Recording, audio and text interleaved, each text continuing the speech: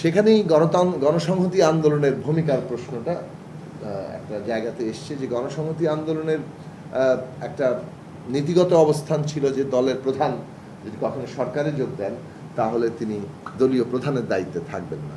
তো সেই নীতিগত অবস্থানটা আমরা এখন বাস্তব রূপ দিচ্ছি যে আমরা যেহেতু দলীয় প্রধান হিসেবে আমি দায়িত্ব পালন করছিলাম এবং দলীয় প্রধানের দায়িত্ব পালনকালীন অবস্থানে সরকারে যোগ দিয়েছি, এই দলীয় প্রধানের দায়িত্ব এটা আমরা ছেড়ে কিছুটা সাংগঠনিক প্রস্তুতি নিতে হয়েছে। আমরা আসলে কার্যত ইলেকশনের পরপরই এই নীতি কার্যকর করেছি, কিন্তু এটা ঘোষণা দিতে কিছুটা দেরি করেছি কারণ আমাদের নিজস্ব সাংগঠনিক কিছু প্রস্তুতির বিষয় ছিল। জুলাই জাতীয় সনদ নিয়ে তো কোনো বিতর্ক আমরা দেখছি না। জুলাই জাতীয় সনদের বিষয় নিয়ে বরং যে স্বাক্ষর করা হয়েছিল সেই জুলাই জাতীয় সনদ বাস্তবায়ন করাটাই মূল ফোকাসের জায়গা ছিল। সেখানে বিভিন্ন দলের নোট অফ ডিসেন্ট আছে এবং ওখানে তো পরিষ্কারভাবে এই বিষয়ে ঐকমত্য তৈরি হয়েছিল যে জুলাই জাতীয় সনদ মানে বিভিন্ন বিষয়ে আমাদের যাদের পার্থক্য হচ্ছে সেটা নোট অফ ডিসেন্ট আকারে থাকবে এবং রাজনৈতিক দলগুলো তাদের ম্যানিফেস্টোতে সেই নোট অফ ডিসেন্টগুলো তাদের মতামতগুলো নিয়ে জনগণের কাছে যাবে। যে দল সংখ্যাগরিষ্ঠতা পাবে সেই দলের মতামতটাই তখন এই পরিবর্তনের ক্ষেত্রে প্রাধান্য পাবে।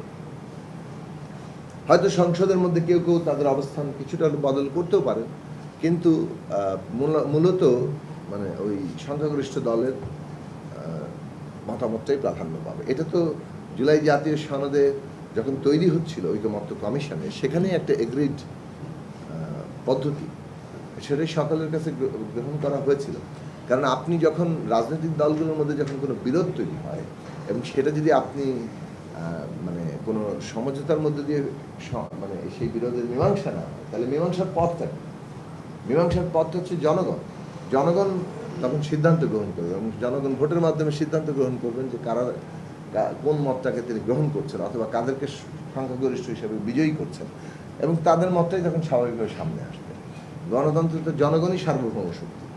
সেই জায়গাটা আমরাও এই বিষয়ে খুব স্পষ্টভাবে আমাদের অবস্থান নিয়েছিলাম, আমাদের প্রস্তাবে আমরা যুক্ত হয়েছি এবং এই পদ্ধতিটা গ্রহণ করা হয়েছে।